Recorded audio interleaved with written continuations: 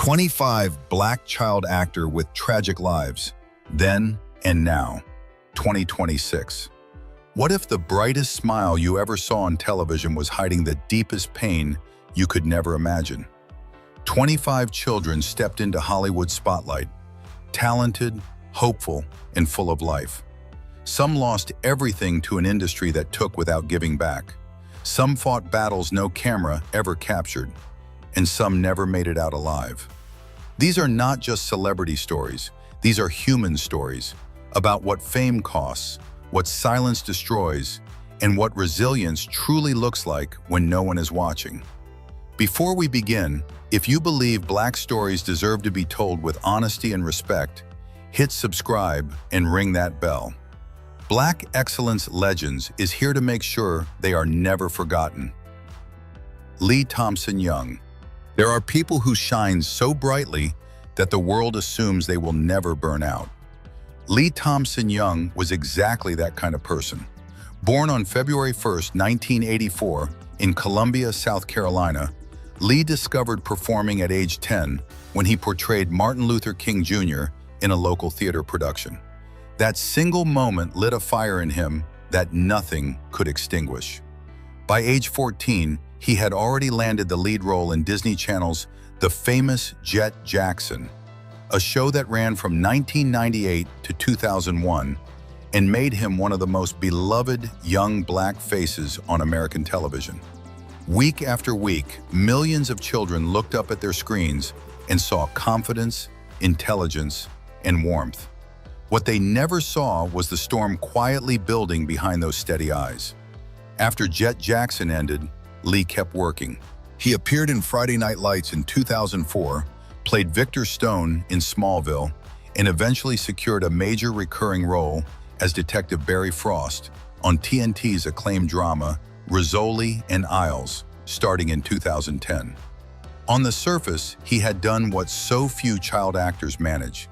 He had grown up gracefully and crossed over into serious adult work. He had beaten the odds, or so everyone believed. What the world did not know was that Lee had been living with bipolar disorder for years. The Los Angeles County Coroner's report later confirmed he was prescribed both lithium and quetiapine fumarate, medications found in his apartment after his death. He was managing. He was fighting every single day. But depression does not care how talented you are or how much the world loves you. It fights dirty and it fights quietly. On August 19, 2013, Thompson Young was found in his North Hollywood apartment. He was 29 years old. His death was ruled a suicide by self-inflicted gunshot wound. That morning, his Rizzoli and Isles castmates had been waiting for him on set. They had no idea they would never see him again. His longtime manager, Jonathan Baruch, called him a wonderful and gentle soul. His mother, Velma Love, channeled her grief into action, founding the Thompson Young Foundation, dedicated to eliminating the stigma around mental illness, because she understood that silence had contributed to losing her son. Thompson Young was not a cautionary tale. He was a gifted human being who deserved more time, more support, and more of the world's compassion.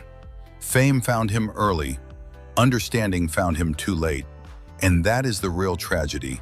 Not the loss of a star, but the loss of a man who was so much more than the roles he played. Lark Voorhies. Ask anyone who grew up watching Saturday morning television in the early 1990s, and the name Lisa Turtle will bring an immediate smile. Stylish, sharp, and effortlessly cool, Lisa was everything a teenage girl in 1990 wanted to be, and the young woman who brought her to life, Lark Voorhies, seemed just as destined for permanent stardom. Born Lark Holloway on March 25, 1974, in Nashville, Tennessee, Lark was spotted by a talent agent as a toddler. By age 12, she had appeared in a national commercial for Universal Studios. By 14, she had been cast in Good Morning Miss Bliss, the show that NBC later retooled and relaunched as Saved by the Bell in 1989. For 4 years, that show dominated American teen culture.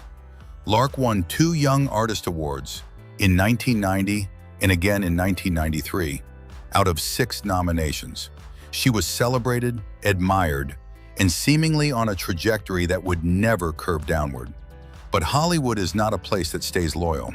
As the 1990s closed and new faces flooded the industry, Lark found the doors growing heavier. She continued working, roles on Days of Our Lives, The Bold and the Beautiful, and various smaller productions, but nothing recaptured the cultural weight of Saved by the Bell. And beneath the surface of that professional drift, something far more serious was quietly unfolding.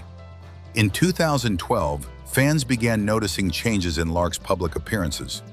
Her speech seemed fragmented, her thoughts difficult to follow. The internet, never kind, speculated wildly. Then in April 2015, Lark married music engineer Jimmy Green in a private Las Vegas ceremony, a relationship her own mother, Trisha, immediately opposed. Just 2 months after the wedding, her mother filed a restraining order against Green, describing Lark as mentally and emotionally fragile. The marriage lasted exactly 6 months before Lark filed for divorce in October 2015. It was not until February 2020, 8 years after the public first began asking questions, that Lark sat down on the Dr. Oz show and finally named what she had been living with: schizoaffective thought disorder, a complex condition combining features of schizophrenia and mood disorders, frequently misdiagnosed and deeply misunderstood. She explained that the disorder made it difficult to organize her thoughts into words, which is why so many interviews had seemed disjointed. She was not unwell in the way gossip suggested. She was fighting a neurological battle that most people couldn't see. Following that courageous disclosure, Lark was invited to reprise her role as Lisa Turtle in the Saved by the Bell reboot on Peacock. She returned to the screen, older, weathered, and fully herself.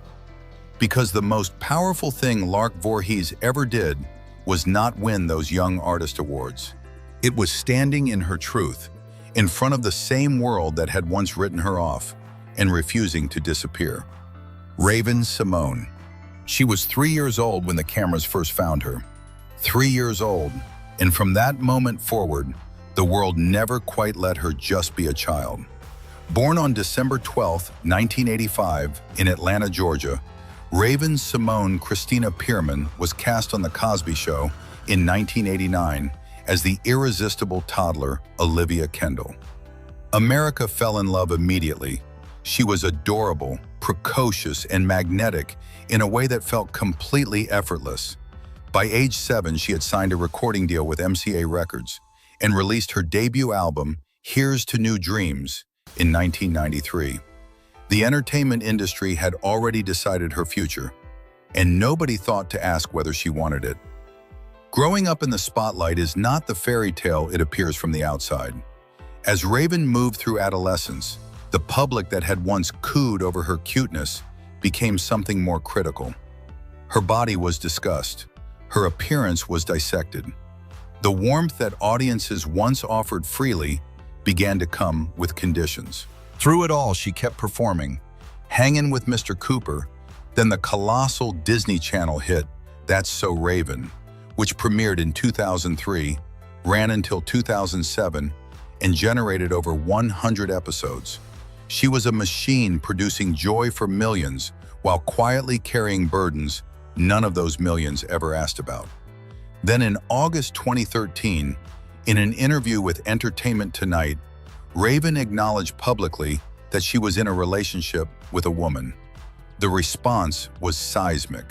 For every person who celebrated her honesty, others responded with hostility. She had carried that truth privately for years, understanding instinctively that the world she operated in was not always a safe place for it.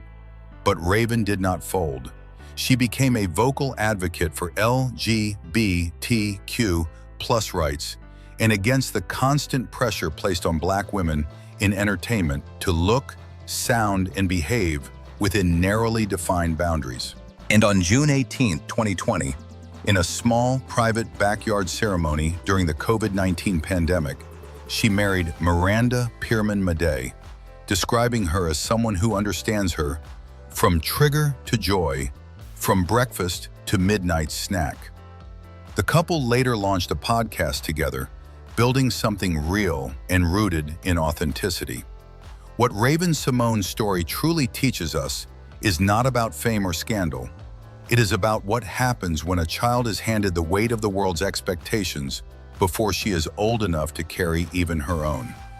The fact that she emerged from all of it, not just surviving, but fully, openly herself, is one of the quiet miracles of her generation. Gary Coleman. There is a particular cruelty in this world that targets those who have the least power to defend themselves. Gary Coleman experienced that cruelty not from strangers, but from the very people who were supposed to protect him. Born Gary Wayne Coleman on February 8, 1968, in Zion, Illinois, Gary was adopted as an infant by Willie and Sue Coleman. A congenital kidney disease called focal segmental glomerulosclerosis and the heavy corticosteroid medications used to treat it permanently limited his growth to 4 feet 8 inches and gave his face a childlike quality that persisted into adulthood. Hollywood saw that face and recognized opportunity. When NBC's Different Strokes premiered in 1978, 10-year-old Gary Coleman became an overnight phenomenon. His character, Arnold Jackson, with the unforgettable catchphrase, "What you talking about, Willis?" made him the most recognizable child star on American television. And for a period in the early 1980s, one of the most famous people on the planet. At the peak of his career, Gary earned more than $18 million. By the time he turned 18, virtually none of it remained. In 1989, Gary filed a lawsuit against his adoptive parents and former managers, alleging that they had systematically siphoned his earnings, including funds specifically designated for protected savings accounts, into pension plans that named his parents as beneficiaries. The case settled out of court in 1993. The financial damage, however, was permanent.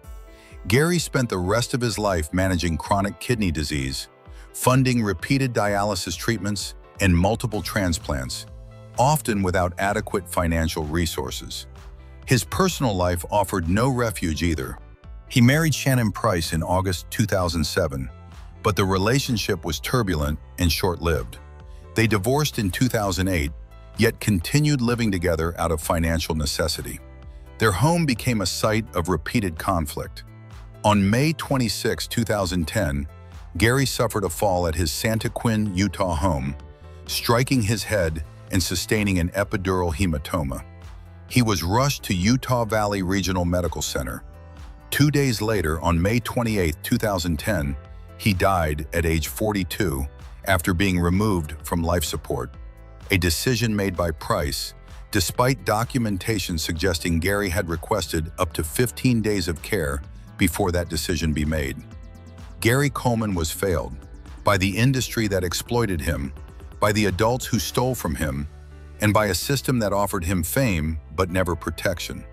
He once called himself God's punching bag. No child who lights up a nation's television screens should ever have to feel that way. Aaliyah. Some voices are so rare that when they fall silent, the silence itself becomes deafening. Aaliyah Dana Houghton was one of those voices, and the world has been quieter ever since August 25, 2001. Born on January 16, 1979, in Brooklyn, New York, and raised in Detroit, Michigan, Aaliyah was performing before she was old enough to fully understand what performing meant. At age 10, she appeared on Star Search. At 11, she performed alongside Gladys Knight in Las Vegas. At just 14, her debut album, Age Ain't Nothing But a Number, was released in 1994, introducing a voice that blended R&B softness with an edge that felt entirely new. The album sold over 1 million copies in the United States alone. What followed was nothing short of a cultural revolution. Her second album, One in a Million, 1996, produced iconic tracks that redefined contemporary R&B. Her third album, Aaliyah, 2001, featured Try Again and Are You That Somebody, records that charted at #1 and cemented her status not just as a singer, but as a generational architect of sound. At the same time she was expanding into film, her performance in Romeo Must Die, 2000, showed remarkable screen presence, and she had completed principal photography for Queen of the Damned before her death. She was also cast as Z in The Matrix Reloaded, a role she never got to film. On August 25, 2001, Aaliyah and her team boarded a small Cessna 402 aircraft in the Bahamas, following the completion of her Rock the Boat music video shoot. The plane was documented to be carrying more weight than it was certified to handle. The pilot, Blackwood, was later found to have falsified his flight credentials and had traces of cocaine and alcohol in his system at the time of the crash. Seconds after takeoff, the aircraft went down. All 9 people on board perished. Aaliyah was 22 years old. She did not just leave behind music, she left behind a blueprint for how Black women could be simultaneously soft and strong, vulnerable and fearless, feminine and untouchable. Decades after her passing, her influence is heard in the voices of artists across every genre. Greatness, it turns out, does not require a long life. It only requires the courage to burn completely while you are here.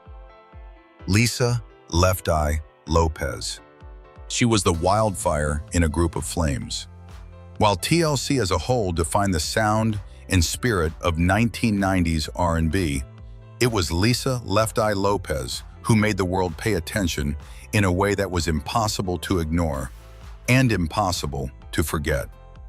Born Lisa Nicole Lopes on May 27, 1971, in Philadelphia, Pennsylvania, Lisa grew up in a household shaped by music, but also by hardship. Her father, a military man with a powerful presence, was both a musical inspiration and a source of pain. From an early age, Lisa channeled her turbulent, emotional world into creativity, writing lyrics, freestyling, developing a rap style that was sharp, playful, and deeply personal. When TLC broke through in 1991 with their debut album, Ooh, on the TLC tip, Lisa was already the most distinct voice in the group, not just musically, but visually. Her signature condom over the eye look was a deliberate statement about safe sex and personal responsibility that was years ahead of its time. The group's subsequent albums, Crazy Sexy Cool, 1994, and Fan Mail, 1999, produced some of the best-selling records in R&B history. Songs like Waterfalls, Creep, and No Scrubs became the soundtrack of an entire decade, and TLC became the best-selling American girl group of all time, with over 75 million records sold worldwide. But Lisa's personal life was never as polished as the music. In 1994, she burned down the home of then-boyfriend NFL star Andre Rison, following a domestic dispute. She accepted responsibility, served probation, and completed alcohol rehabilitation. She was candid about her struggles, with relationships, with alcohol, with her own restless, searching spirit. She was a woman who needed space to be fully human in an industry that preferred its stars neatly packaged. By early 2002, Lisa had traveled to Honduras seeking clarity and personal renewal. On April 25, 2002, while driving an SUV on a rural road near La Ceiba, the vehicle veered off course and struck a tree. Lisa Lopes was the only fatality. She was 30 years old. 4 passengers survived. She went to Honduras to find peace. The profound irony is that the woman who spent her entire career demanding to be seen clearly could not be saved by anyone who loved her. Left Eye saw the world differently, and that in every sense was her greatest gift. Brandy Norwood. There is a particular kind of suffering that comes not from intention, but from a single moment. A moment that fractures your sense of self so completely that the years that follow are spent trying to piece yourself back together. Brandy Norwood knows that suffering intimately.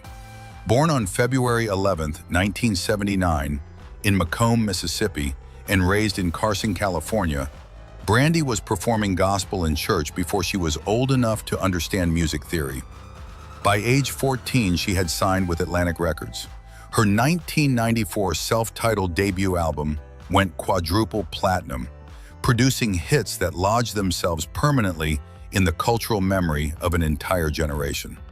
She was soft-voiced and soulful, and audiences responded to her with the kind of genuine warmth that cannot be manufactured. Her television run was equally powerful. As the lead of Moesha, 1996 to 2001, Brandy portrayed a relatable, intelligent Black teenage girl navigating real-world challenges, a representation that was quietly revolutionary. Her 1997 Cinderella TV film, alongside Whitney Houston, attracted an audience of 60 million viewers, making it one of the most watched television events of the decade. She was, by every measure, one of the defining artists of the 1990s. Then came December 30th, 2006. On the 405 freeway in Los Angeles, Brandy was driving when a chain reaction collision occurred ahead of her vehicle. Her car struck the back of a Toyota Camry driven by Awatef Abudi-Haj, a 38-year-old mother of two. Abudi-Haj later died from her injuries. Investigators determined that Brandy's vehicle had been following too closely and that she bore civil responsibility. She was never criminally charged. The Los Angeles District Attorney's Office declined to prosecute, but civil litigation followed. Brandy settled the case. The financial resolution, however, never resolved the weight she carried internally. She withdrew from public life for a significant period, describing the aftermath as the darkest period of her existence. The guilt was immense.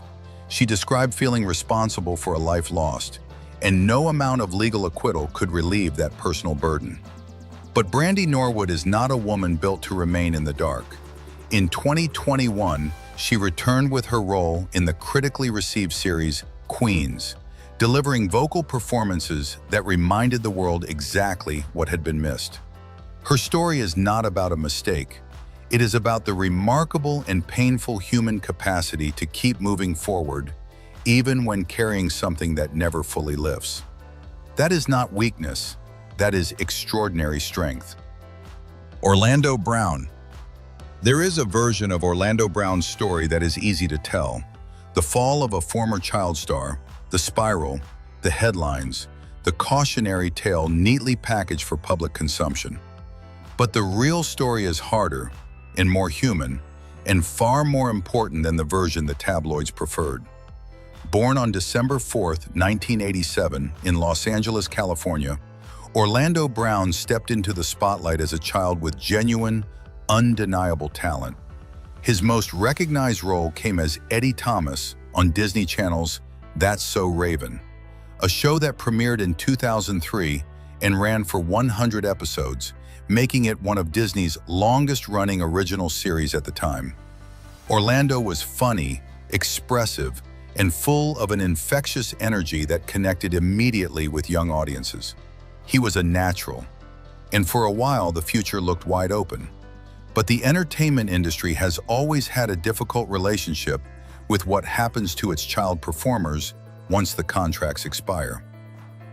When the spotlight moved on, Orlando was left without the structure, financial support, or mental health resources that might have helped him navigate the transition.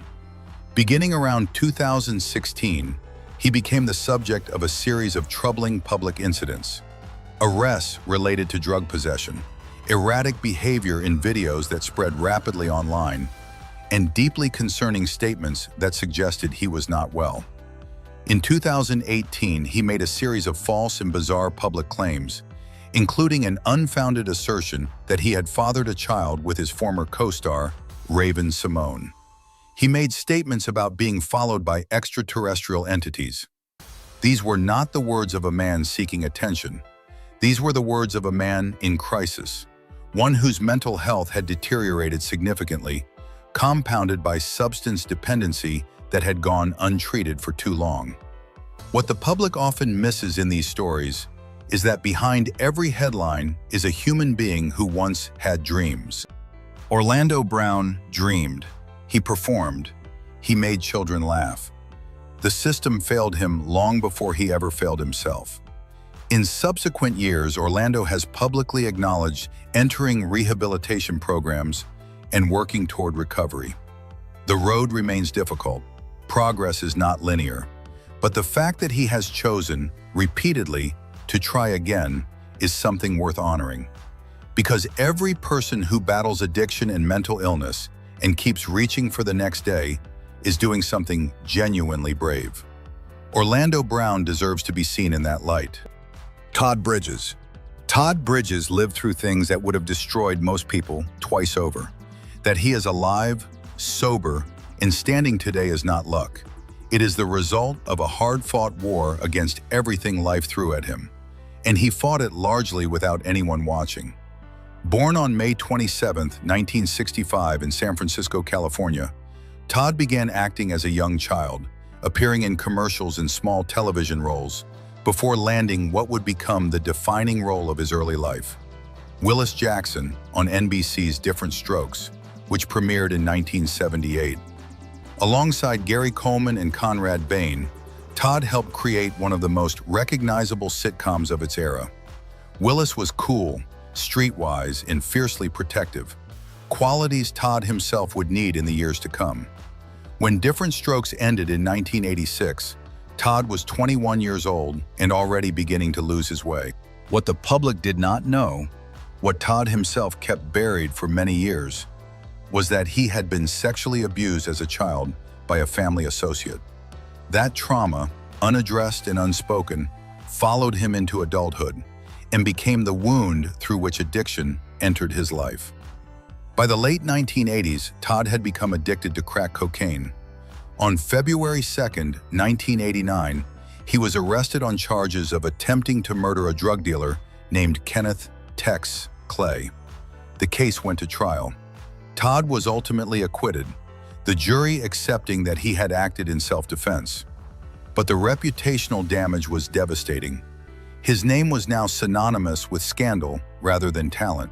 He was arrested multiple times on drug-related charges throughout the late 1980s and early 1990s. He lost work. He lost relationships. He nearly lost himself completely. But then something shifted. Todd made a decision to fight for his own life. He entered treatment, achieved sobriety, and began the slow, difficult work of rebuilding, not just his career, but his identity as a human being. He wrote candidly about his experiences in his memoir, Killing Willis, published in 2009, detailing the abuse, the addiction, and the road back. Today, Todd Bridges speaks publicly about mental health, child abuse, and addiction, using his own story to reach people who feel too ashamed to ask for help. He turned his deepest wounds into his greatest purpose. That is not a small thing. That is everything. Meagan Good. Hollywood has always had a complicated relationship with Black women, celebrating them when they fit the mold, then discarding them the moment they dare to exist outside of it. Meagan Good has spent her entire career navigating that contradiction, and she has done so with a grace that the industry has not always deserved. Born on August 8, 1981, in Panorama City, California, Meagan began acting at age 4 and landed her first significant role by age 7, appearing in the sitcom The Cosby Show in a guest capacity. Through the 1990s, she built a steady resume of film and television appearances, developing a presence that was magnetic but also versatile, qualities that served her well as she entered the 2000s with roles in films like Friday After Next, 2002, and Stomp the Yard, 2007. Her career accelerated significantly in the 2010s. Think Like a Man, 2012, was a box office success, grossing over $96 million worldwide against a $12 million budget. Shazam, 2019, introduced her to the next generation of mainstream audiences. She was working consistently, respected creatively, and building something real. But the personal landscape was harder. On June 16, 2012, Meagan married Devon Franklin, a film producer and minister, in a ceremony widely celebrated as a Hollywood love story grounded in faith and shared values. For nearly a decade, their relationship was held up as an example. Then, in December 2021, the couple announced their separation after 9 years of marriage. The divorce was finalized in 2022. Meagan faced the dissolution of her marriage publicly, under the scrutiny of an audience that had invested in their union, and the judgment was not always compassionate. She also navigated persistent public criticism of her choices in fashion and self-expression, with voices in both mainstream media and certain faith communities weighing in on how a woman of her background and beliefs should present herself. Meagan consistently refused to let those voices define her boundaries. What Meagan Good represents, in all of its complexity, is the reality that public success and private pain are not mutually exclusive. A woman can be thriving professionally and grieving personally at the very same moment. Her willingness to continue building, creating, and showing up, even after heartbreak, is a kind of courage that deserves far more recognition than it typically re. Merlin Santana. Some tragedies are born not from the darkness within a person, but from a single lie told by someone else. Merlin Santana's story is one of those, and it is one of the most painful reminders of how quickly an innocent life can be extinguished by the careless cruelty of a false accusation. Born on November 14, 1976, in New York City, Merlin Santana grew up with a natural gift for performance. He first gained national attention with a recurring role on The Cosby Show in the late 1980s, appearing as a friend of Theo Huxtable. Later, he became a familiar and beloved presence as the smooth-talking Romeo on The Steve Harvey Show, which aired from 1996 to 2002 on the WB network. His charisma was unmistakable. His comic timing was precise. His smile could light up any room. And at 26 years old, he had every reason to believe his career was only beginning. On the night of November 9, 2002, Merlin was sitting in a parked car in Los Angeles with a friend. A group of young men approached the vehicle. Shots were fired. Merlin Santana was struck and killed. He died at the scene. He was 26 years old.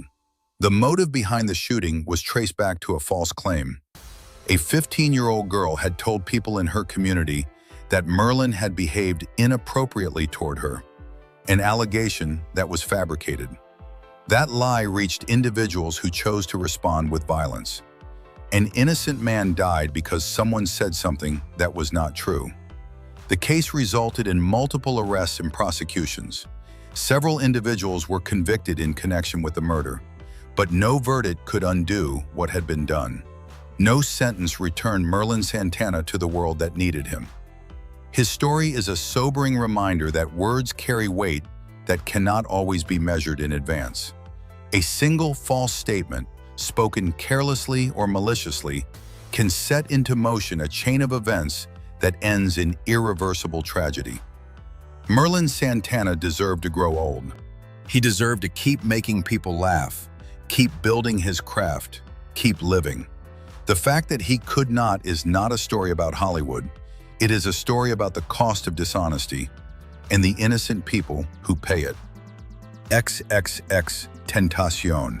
Few artists of his generation arrived with more noise or left with more questions unanswered than José Dwayne Ricardo Onfroy, known to the world as XXXTentacion. Born on January 23, 1998, in Plantation, Florida, José had a childhood marked by instability, violence, and institutional placement. He spent time in juvenile detention before the age of 16, and those experiences, difficult to minimize, impossible to explain away, would later surface in both his music and his personal controversies. He was not a simple figure. He was deeply complicated, and anyone who reduces him to a single narrative is not telling the truth. What is undeniable is this: José had a talent for channeling raw emotional pain into sound. His 2017 breakout track, Sad, a minimalist, aching exploration of depression and heartbreak, peaked at #1 on the Billboard Hot 100 following his death, and has accumulated over 2 billion streams on Spotify. Jocelyn Flores, Moonlight, and Changes demonstrated a range that surprised critics who expected aggression and received vulnerability instead. At the time of his death, he had already begun what many described as a visible personal transformation, speaking publicly about his desire to change, to do better, to grow. On June 18, 2018, Jahseh left a motorcycle dealership in Deerfield Beach, Florida, carrying approximately $50,000 in cash he had withdrawn to donate to a local program for underprivileged children. As he stepped outside, 2 men approached his vehicle and shot him. He was pronounced dead at a nearby hospital that afternoon. He was 20 years old. 4 men were subsequently arrested, tried, and convicted of first-degree murder. The prosecution established the motive as robbery. Jahseh Onfroy was 20 years old. He had not yet had the chance to become whoever he might have grown into. The legal record of his life includes serious allegations that must not be dismissed. But it also includes the undeniable testimony of millions of young people, many of them isolated, depressed, and searching, who heard his music and felt, for the first time, that someone understood them. That is not nothing. That is, in fact, everything. Marcus T. Paulk. There is a painful pattern in the stories of child actors who grow up in front of the camera.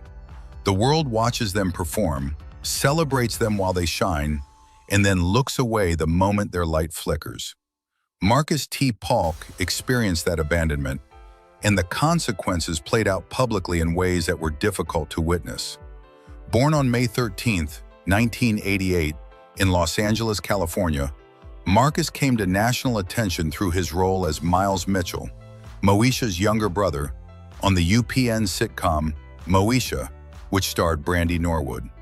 The show ran from 1996 to 2001 and was a cultural touchstone for Black families during the late 1990s. Genuine, grounded, and filled with performances that felt real. Marcus was a natural, funny without trying, earnest without being saccharine. When Moesha ended, Marcus was 13 years old. He continued to pursue acting through his teenage years, appearing in various small television roles. But the kind of sustained opportunity he had enjoyed on Moesha did not return. The transition from child performer to working adult actor is one of the most treacherous in the entertainment industry, and far too many young people make it without any real guidance or support structure. On August 18, 2013, Marcus was arrested in Los Angeles on a charge of domestic violence following an altercation with a former girlfriend, who alleged he had assaulted her during a dispute. The arrest generated significant media coverage that framed the story primarily through the lens of the fallen child star, rather than the fuller, more complicated humanity of the situation. The image of the promising young performer was publicly shattered, replaced in headlines with the arrest record. Marcus has faced a series of personal and professional setbacks in the years since. The path has not been easy or linear, but it is worth pausing to recognize that the story of Marcus T. Paulk, like so many others in this collection, is partly the story of what the entertainment industry does not provide for the children it profits from. Stable transition support, mental health resources, financial education, and the kind of mentorship that could make the difference between flourishing and falling. He was a talented boy who deserved a better system around him. That truth matters regardless of what came after. Naya Rivera. There are moments in life so heartbreaking that even years later they refuse to settle into memory quietly. July 8, 2020 is one of those moments. The day a mother went into the water to save her child and never came back. Naya Marie Rivera was born on January 12, 1987, in Valencia, California. She was of African-American, German, and Puerto Rican descent, a combination of identities that she wore with pride throughout her life and career. Her entry into the entertainment industry came almost before she could walk. At age 4, she was cast as Hillary Winston in the CBS sitcom The Royal Family, 1991 to 1992. That show ended abruptly when one of its stars, Red Fox, suffered a fatal heart attack on set. Naya's first encounter with sudden, unthinkable loss, even if she was too young to fully process it. Through the 1990s and early 2000s, she appeared in guest roles across multiple series before her defining career moment arrived in 2009, the role of Santana Lopes on Fox's Glee. Santana was a cheerleader, sharp-tongued, guarded, deeply conflicted, and Naya inhabited her with a specificity and emotional depth that consistently elevated the material she was given. The show ran from 2009 to 2015, and during that period, Naya won SAG Award recognition alongside her castmates. More significantly, her portrayal of a Latina lesbian character navigating her identity became a landmark moment in LGBTQ+ representation on network television, one that reached and profoundly affected countless young viewers around the world. Her personal life included a marriage to actor Ryan Dorsey in 2014, the birth of their son, Josie Hollis Dorsey, in 2015, and a divorce in 2018. Despite the separation, she and Ryan maintained a co-parenting relationship centered entirely on Josie. On July 8, 2020, Naya and 4-year-old Josie rented a pontoon boat on Lake Piru in Ventura County. They swam together in the lake. Naya helped Josie back onto the boat. And then, when he looked back, she had already disappeared beneath the surface. Investigators believe she used her final reserves of strength to lift her son to safety before succumbing to exhaustion and cold water. Her body was recovered 5 days later, on July 13th, the exact anniversary of her Glee co-star Cory Monteith's death in 2013. Naya Rivera saved her son's life at the cost of her own. She was 33 years old. In her memoir, Sorry Not Sorry, published in 2016, she wrote that Josie was her greatest success. She was right, and he is still here because of her. Emmanuel Lewis. Some stars burn out loudly, others simply fade. Emmanuel Lewis chose the second path, and in a world obsessed with spectacle, that quiet disappearance became its own kind of tragedy. Born on March 31, 1971, in Brooklyn, New York, Emmanuel was a small child with an enormous presence. Due to a growth hormone deficiency, he stood at just 4 feet 3 inches as an adult, a physical characteristic that, like Gary Coleman before him, became central to his public identity. When ABC's Webster premiered in September 1983, Emmanuel, just 12 years old, stepped into the title role of Webster Long, a young orphan adopted by a former NFL player and his socialite wife. The show ran for 6 seasons until 1989, generating over 150 episodes and making Emmanuel one of the most recognized child stars of the Reagan era. At the height of his fame, Emmanuel was not merely a television star, he was a cultural phenomenon. He appeared on the covers of major magazines, performed in the 1984 Super Bowl halftime show, and was counted among the most famous children in the world. His friendship with Michael Jackson, who considered him a close companion during the early 1980s, placed him at the very center of pop culture's brightest constellation.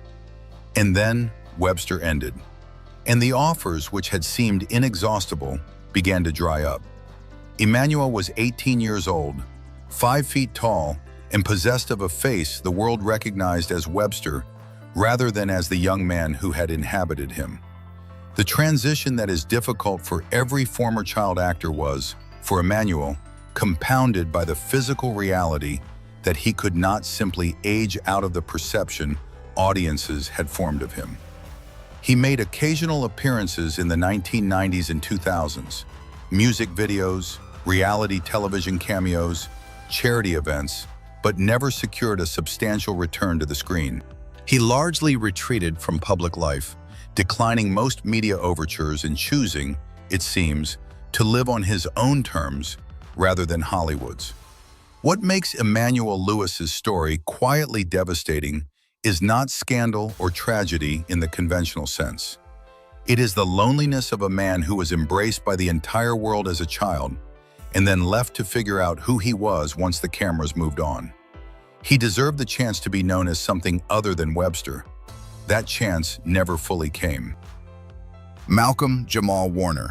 The show itself was a cultural phenomenon, at its peak drawing over 30 million viewers per episode, and Malcolm was among its most beloved faces.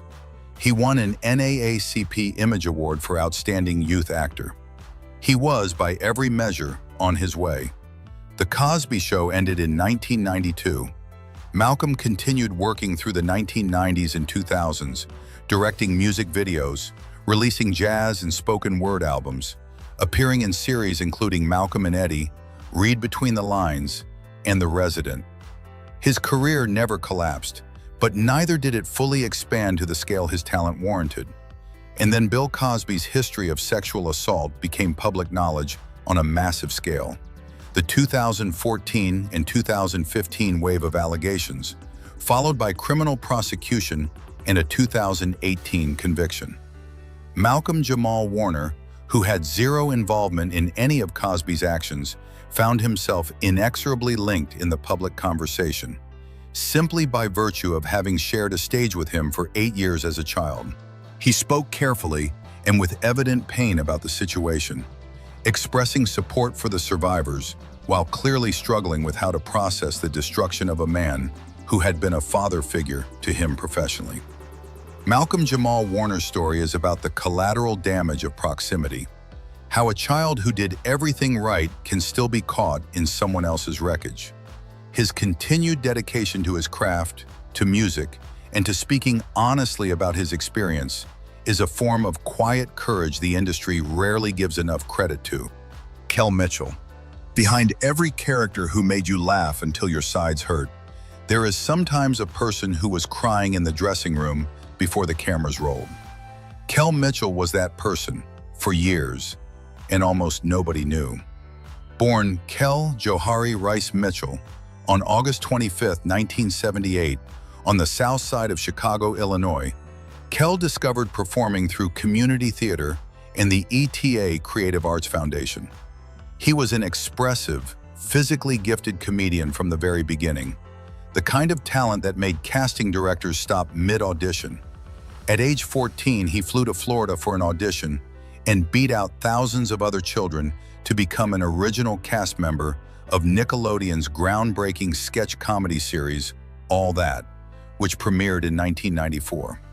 The years that followed were extraordinary by any measure. All That became one of the most watched children's programs in television history.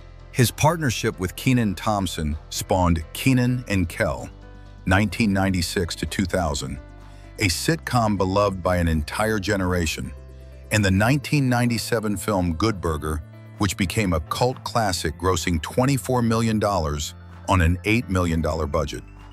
Kel's character Ed, cheerful, dim, and completely sincere, became one of the most quoted characters in 1990s children's television. He received a Cable Ace Award for Best Actor in a Comedy Series in 1997. What the audience never saw was the deterioration happening behind the scenes. In 2024, Kel publicly identified producer Dan Schneider, whose toxic behavior on Nickelodeon sets was later exposed in the documentary Quiet on the Set, as having singled him out, bullied him, and created an environment so hostile that Kel began experiencing suicidal ideation while still actively filming. He was 18, a new father, and had nowhere safe to turn. When Kenan and Kel ended, and Kenan Thompson moved forward to Saturday Night Live in 2003, Kel found himself on the outside looking in. Depression deepened. Drug use followed. His first marriage to Taisha Hampton, with whom he had 2 children, ended in divorce in 2005. He later described those years as a period of profound darkness from which he was not certain he would emerge. What saved Kel Mitchell was faith, specific, personal, and hard-won. He became a licensed pastor in 2019 and now speaks openly about mental health, addiction, and the hidden toll of childhood fame. He returned with Kenan for Good Burger 2 in 2023, and audiences welcomed him home. His story is proof that healing is possible, even after years of silence. Keshia Knight Pulliam. She was America's little girl, the gap-toothed, pig-tailed embodiment of childhood innocence that an entire nation watched grow up on Thursday nights. And then, when the cameras stopped, the world moved on far too quickly and left her to navigate what came next entirely on her own. Born on April 9, 1979, in Newark, New Jersey, Keshia Knight Pulliam began her entertainment career in television commercials and print modeling as a toddler. At age 5, she was cast as Rudy Huxtable on The Cosby Show, the youngest Huxtable child, whose adventures from kindergarten through high school gave the show much of its most tender, joyful material. Keshia's natural charm was something that could not be coached or manufactured. She simply had it. Her work earned her a Golden Globe nomination at age 6, making her one of the youngest nominees in the award's history. The Cosby Show ran until 1992, by which point Keshia was 13 years old. She grew up inside that production, and when it ended, she found herself standing at the edge of an industry that was already looking past her. She attended Spelman College in Atlanta, graduating with honors in 2001, which represented a deliberate choice to build an identity beyond her childhood role. She returned to acting steadily through the 2000s, appearing in House of Pain, a Tyler Perry production, and later Celebrity Big Brother in 2017. But the personal chapters of her life proved more turbulent than her professional ones. In January 2016, Keshia married former NFL player Ed Hartwell in a small, private ceremony. Just 6 months later, while visibly pregnant, she was served with divorce papers by Hartwell, who publicly disputed whether he was the father of her child. The situation became a tabloid spectacle of the most painful variety, with Keshia's most intimate vulnerabilities exposed and debated by strangers. A DNA test confirmed Hartwell as the father. The divorce proceeded and was finalized in 2018. The fact that Keshia Knight Pulliam endured that public humiliation with her dignity intact, continuing to work, continuing to parent, continuing to build, says more about her character than any award ever could. She once brought joy to 30 million viewers a week. She still deserves that same audience's care in return. Ralph Carter. There is a particular kind of exit from fame that contains no drama, no scandal, and no clear explanation. Just a gradual fading, like a photograph left too long in the light. Ralph Carter's departure from Hollywood was exactly that kind, and perhaps because it lacked spectacle, it has never received the attention it deserves. Born on May 30th, 1961, in New York City, Ralph Carter grew up in the world of New York theater before television ever came calling. He appeared in the original Broadway production of Dude in 1972 and earned a Tony Award nomination at age 12 for his role in Raisin in 1973, a staggering achievement for a child that signaled a level of raw theatrical talent rarely seen. The theater world recognized him immediately as something exceptional. When CBS's Good Times premiered in 1974, Ralph was cast as Michael Evans, the youngest of the Evans children, a fiercely intelligent, politically conscious boy who served as the show's moral conscience. While JJ Dynamite became the show's most famous catchphrase, it was Michael who represented what the show's creators most wanted to say about Black childhood in America: that these children were brilliant, complex, and full of a dignity the world consistently failed to honor. Ralph inhabited Michael with a conviction that belied his age. Good Times ran until 1979. Ralph was 18, and then, with almost no public announcement or explanation, he stepped away from Hollywood. No scandals surfaced. No legal troubles emerged. He simply left. He returned briefly to music, releasing a single with Buddha Records during the Good Times period, but sustained recording success did not follow. In subsequent decades, Ralph Carter has maintained an almost complete public silence.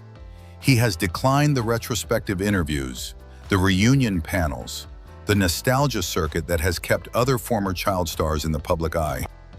Whether that choice reflects contentment, disillusionment, or something in between, only he knows. What Ralph Carter's story asks us to consider is this: not every departure from fame is a tragedy requiring explanation. But every child who gives their talent to an industry deserves, at minimum, the chance to leave on their own terms, and the grace to be remembered as more than just a character they once played. Tahj Mowry. For a particular generation of children who grew up watching Disney Channel in the late 1990s, T.J. Henderson was a genuine hero, not because he fought villains or saved worlds, but because he was the smartest person in the room and never apologized for it. Tahj Mowry brought that character to life with an intelligence and warmth that felt completely authentic. And then, when the show ended, the industry could not quite figure out what to do with him. Born on May 17, 1986, in Subic Bay, Philippines, to a military family, Tahj was raised in California alongside siblings who would also find their way to entertainment, including his older sisters Tia and Tamara Mowry of Sister fame. Acting was part of the family DNA.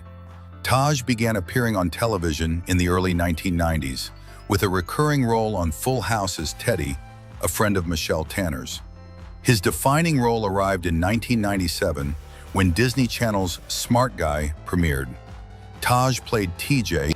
Henderson, a 10-year-old genius who skips several grades and enters high school, navigating the social and academic challenges that come with being the youngest, smallest, and intellectually superior student in every room.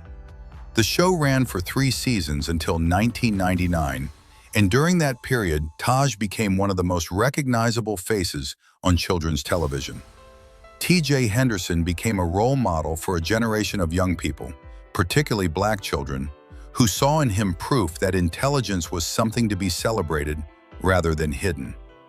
When Smart Guy ended in 1999, Tahj was 13 years old. The transition out of that defining role proved difficult in ways that are familiar to anyone who has studied the child actor experience. The character of TJ was so specific, so beloved, and so thoroughly associated with Tahj himself that casting directors struggled to see past it. He appeared in Baby Daddy, 2012 to 2017, on Freeform, which offered a new generation of viewers a chance to discover him. But the cultural footprint did not match what Smart Guy had produced. Tahj Mowry has spoken openly about the challenges of sustaining a career after early success, the frustration of being perceived as a character rather than a performer, the difficulty of being taken seriously in adult roles. His story is a quiet argument for the entertainment industry to do better by the children it makes famous. Talent like his deserves a runway long enough to land. Kyla Pratt. She was 11 years old when she first made America fall in love with her. Standing beside Eddie Murphy in Dr. Dolittle in 1998 and delivering a performance so natural and so assured that it barely felt like acting at all. Kyla Pratt had a gift for making the screen feel small and intimate, like she was speaking directly to the person watching. And that gift, as it turned out, came with a price she was never fully warned about. Born on September 16, 1986, in Los Angeles, California, Kyla began her entertainment career with small television roles in the mid-1990s, building quietly before Dr. Dolittle put her on a much larger stage. The film grossed over $294 million worldwide against a $70 million budget, and Kyla's performance earned critical recognition and widespread public affection. Dr. Dolittle 2, 2001, followed, as did her lead role in the animated Disney Channel series, The Proud Family, 2001 to 2005, where she voiced Penny Proud, a character that became one of the most beloved Black animated protagonists in children's television history. The 2022 Netflix revival, The Proud Family, Louder and Prouder, brought her back to the role, introducing Penny to an entirely new generation. But between those professional chapters, Kyla navigated the particular pressures that come with being a young Black woman in an industry that simultaneously desires and diminishes that identity. The scrutiny of her appearance was constant and often unkind. The expectation to remain accessible, relatable, and unchanged while also growing as a human being is a paradox that no child should be required to solve. She spoke in interviews about the weight of maintaining an image built during childhood and the frustration of being defined by her earliest work rather than her full range. Personally, Kyla has been in a long-term relationship with actor Danny Kirkpatrick since 2004, with whom she has 4 children. She has been candid about the difficulty of managing a career and family life simultaneously, particularly in an industry that rarely makes space for both. Kyla Pratt's story is one of quiet endurance, of an extraordinarily talented woman who gave the industry her childhood, her image, and years of her life, and who has continued to show up fully despite receiving less acknowledgement than she deserves. Penny Proud taught an entire generation of children to be exactly who they were. Kyla Pratt did the same thing, just in real life, and with far less applause. Janet Jackson. There are artists who define a moment, and then there are artists who define multiple decades, multiple genres, and multiple conversations about what it means to be a Black woman in America's most unforgiving spotlight. Janet Jackson is the second kind, and the price she has paid for that position has rarely been discussed with the honesty it deserves.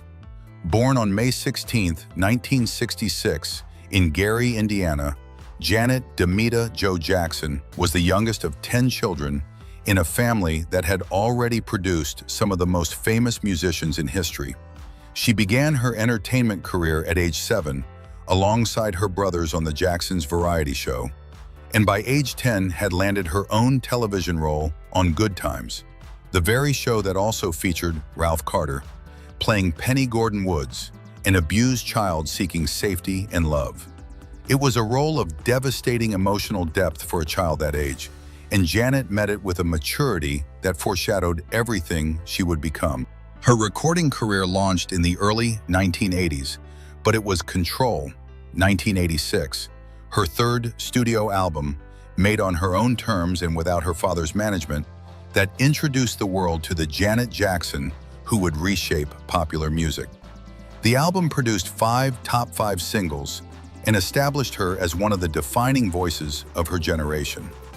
Rhythm Nation, 1814, 1989, Janet, 1993, The Velvet Rope, 1997, and All For You, 2001, followed, each a cultural event, each reinforcing her status as one of the best-selling music artists in history with over 200 million records sold worldwide. Then came February 1st, 2004, Super Bowl 38, the halftime performance with Justin Timberlake that ended with a wardrobe malfunction lasting less than 1 second. The aftermath was catastrophic and grotesquely unequal. Timberlake issued a statement and continued forward without meaningful consequence. Janet was blacklisted from radio stations, banned from the Grammy Awards, and saw her career momentum shattered by an industry that decided she alone was responsible. She was not, but she carried it alone.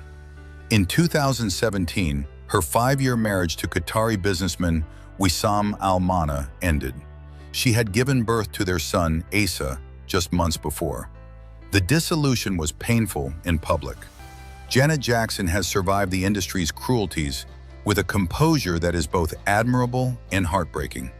She deserved better. She has always deserved better. And the fact that she kept creating, kept performing, and kept standing is a testament not to Hollywood's generosity, but to her own indestructible spirit. Bow Wow, Shad Moss. He was 6 years old when Snoop Dogg put him on a stage and introduced him to the world. 6 years old.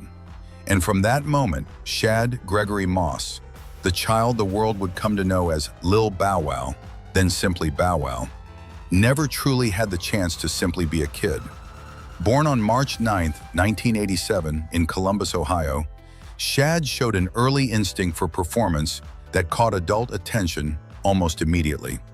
After being discovered by Snoop at a Los Angeles concert in 1993, he began working toward a recording career that launched formally in 2000 with his debut album, Beware of Dog, released on So-So Def Records when he was just 13 years old.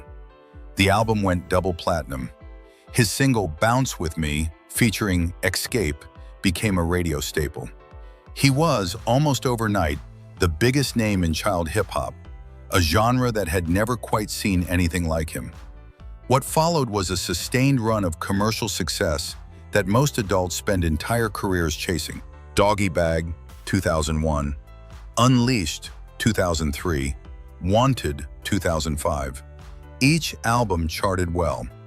He dropped the Lil from his name as he transitioned toward adult artistry, and alongside music, he pursued film, Like Mike, 2002, and Roll Bounce, 2005, demonstrated genuine screen charisma. At his peak in the mid-2000s, Bow Wow was one of the most recognizable young black entertainers in the world, performing sold-out tours and appearing on covers of magazines globally. But the entertainment industry is not designed for longevity without reinvention.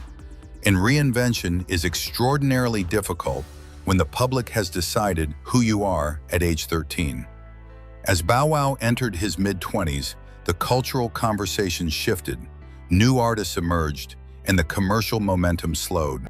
Financial disputes, public relationship controversies, and a social media incident in 2017 in which he posted a photo of a private jet that was not his, then was photographed on a commercial flight, became defining moments in a narrative about authenticity and the pressure performers feel to maintain an image of success, even as reality diverges from it.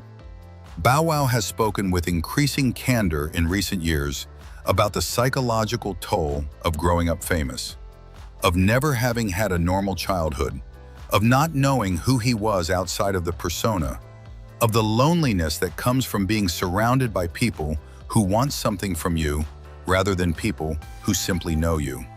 He is 38 years old. He has been famous for over half his life. The question he is still working to answer, the question no industry ever helped him ask, is who Shad Moss is when the cameras are off. Every person deserves the space to find that answer. Even the ones the world met at age 6 on a stage in Los Angeles, when the lights were very bright and nobody asked if they were ready. 25 lives, 25 different kinds of pain, and one uncomfortable truth that Hollywood has never fully answered for. Who is responsible when a child gives their youth, their talent, and sometimes their life to an industry that offers fame but no protection? Some of these stars rebuilt themselves from nothing. Others were never given the tools to even try. The system that made them icons failed them as human beings. Now we ask you, is Hollywood doing better today, or are child stars still being set up to fall? Drop your thoughts in the comments. Your voice matters here. And if this story moved you, share it, because at Black Excellence Legends, we don't just remember the highlights, we